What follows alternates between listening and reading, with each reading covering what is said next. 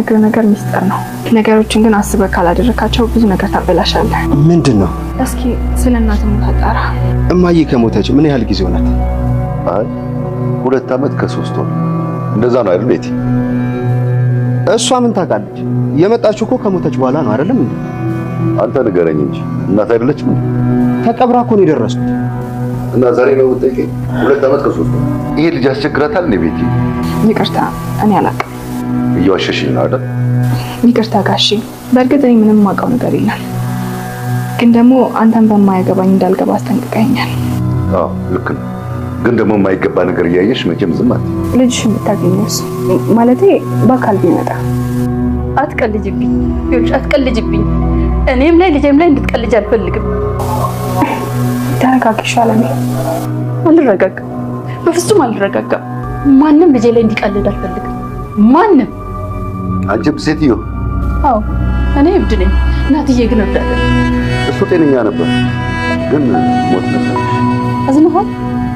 ትንሽ ልጅ ሞቶ ትንሽ ደግሜ መውለድ ይችላል። በዛ ላይ ደግሞ እኔ እሱን አልገደልኩት። እንደማትረባ ደጋግመን እንዳበደች መንገር አለ። ራሷን እንድጠላ ማድረግ አለ። ይህን የነገረኝ አንድ የአእምሮ ሕክምና ባለሙያ ጓደኛዬ ነው። እሱንማ ብለናት ለውጥ አይተንበታል። ይህን ሁሉ ገንዘብና ንብረት በስምሽ ማዞርልሻለሁ ስለምወድሽና ስለማምሽ ብቻ እምነቴን እንዳታብይ ነግሬሻለሁ። እሱም አለ ለካ። አዎ አባዬ፣ በሁሉም አቅጣጫ ችግር ብቻ እኮ ነው። በጣም ናፍቆኛል ልጄ ናትዬ። የእናቴን ድምፅ ሰማሁት። የእናቴን ድምፅ ሰማሁት። አዎ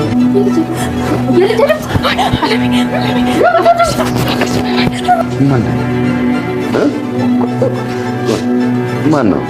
ናቲ በሌሊት በተኛበት የእናቴን ድምፅ ሰማሁት በማለት ከእንቅልፉ ዋናው ወደዚህ ሲል ትሁትም አለሜን ምግብ እያበላቻት አለሜ ክፍል ነበረች እና አለሜም የልጄን ድምፅ ሰማሁት በማለት ድምጿን ጮክ ስታደርግ እባክሽ ድምፅ አታውጭ ብላ አፏን አፈነቻት። በዚህ ሰዓት ባልና ሚስቱ አቶ ገዙና ቤቲ ድምፅ ሰማን በማለት ወደ ውጭ ከመኝታ ቤታቸው ወጥተዋል። ናቲ ቅዠት ነው ይላችሁ ይሆን ወይስ ከናቲ ጋር ግብ ይገጥማሉ? አትሄድም ትሄዳለህ ወደዛ ክፍል በማለት ወይስ ደግሞ አለሜና ትሁትን ይደርሱባቸዋል? እንዴትስ ብለው ወጥተው መደበቂያ የላቸውም? እዛ ክፍል ነው መውጫ መግቢያው ላይ ዘግቶታል። ባልና ሚስቱ ምን ይገጥማቸዋል?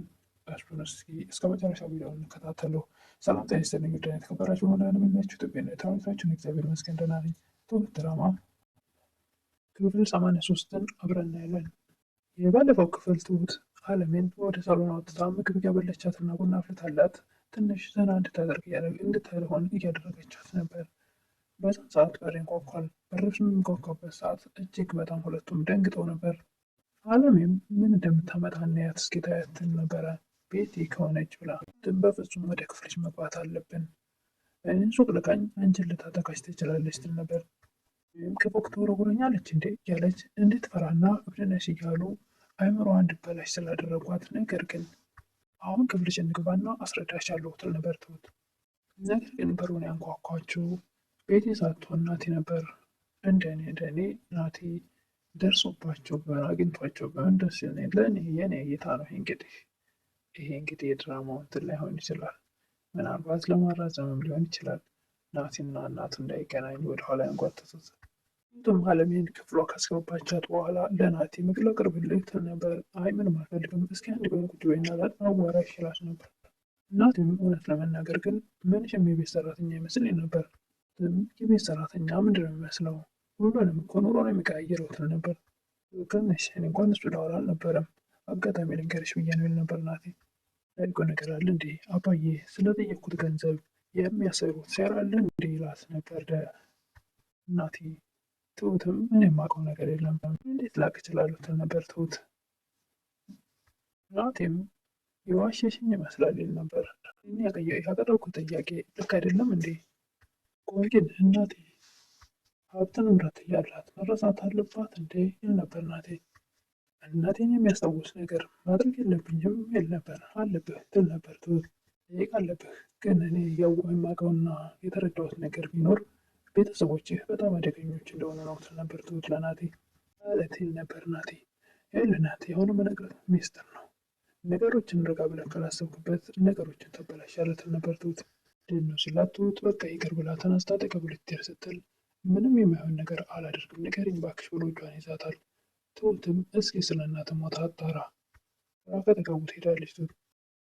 እሱም ወደ ቤት ሲገቡ ናቲን አግኝተውታልና እስካሁን አለ እንደ ይሉ ነበር።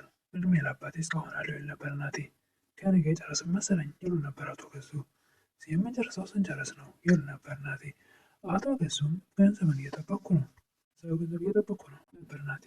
ከናቲ ጋር ስላገኘኋት አንቺ ስለዚህ ሰዓት እንዴት እዚህ ተገኘሽ ይሏት ነበር። ስም እንግዲህ ተቻለ በጣም ብዬ ነበር ትሁት የእናት ሞት አጣራ ብለው ስለነበር አባቱን እናቴ ከሞተች ስንት ጊዜ ሆናት ይል ነበር።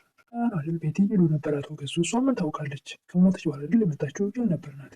እንጂ እናት አይደለች እንዴ ይሉ ነበር አቶ ገዙ።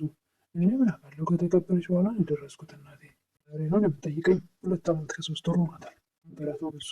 ህይወት እያለች ምስኪኗ እናቱ የከሳ ቤቷ ውስጥ ጨለማት ውስጥ ታፍና 2 ዓመት ከ3 ወር ሞታች ብላ ወደ ትሁት ጋር በመሄድ ይሄ ልጅ የትን ያስቸግራታል እንደ የሚል ጥያቄ አቅርበው ነበር። ይቅርታ ጋሼ እኔ የማውቀው ነገር የለም ትል ነበር ትሁት። እየዋሸሽ ነው ይሉ ነበር አቶ ገዙ። እኔ የማውቀው ነገር የለም ነገር ግን ደግሞ በማያገባኝ እንዳልገባ መጀመሪያ አስጠንቅቀኸኛል ትል ነበር ትሁት።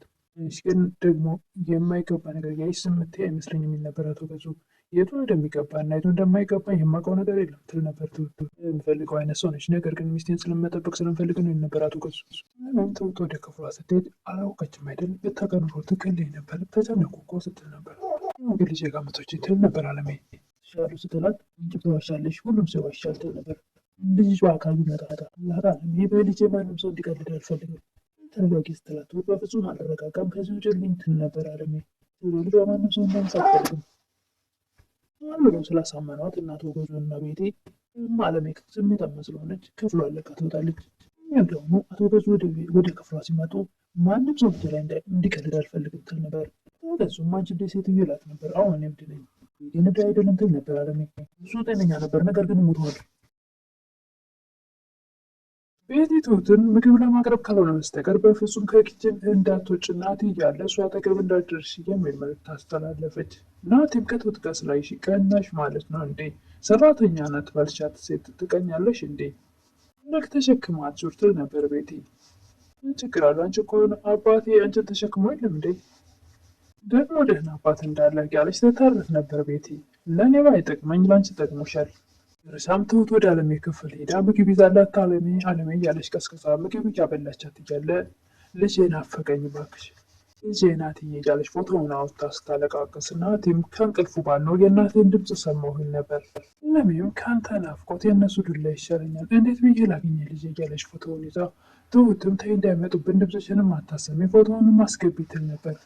ናቲም ከእንቅልፉ ባልነው የእናቴን ድምፅ ሰማሁ በማለት ከእንቅልፉ ባለው ወደ ውጭ ይወጣል ከተኛበት።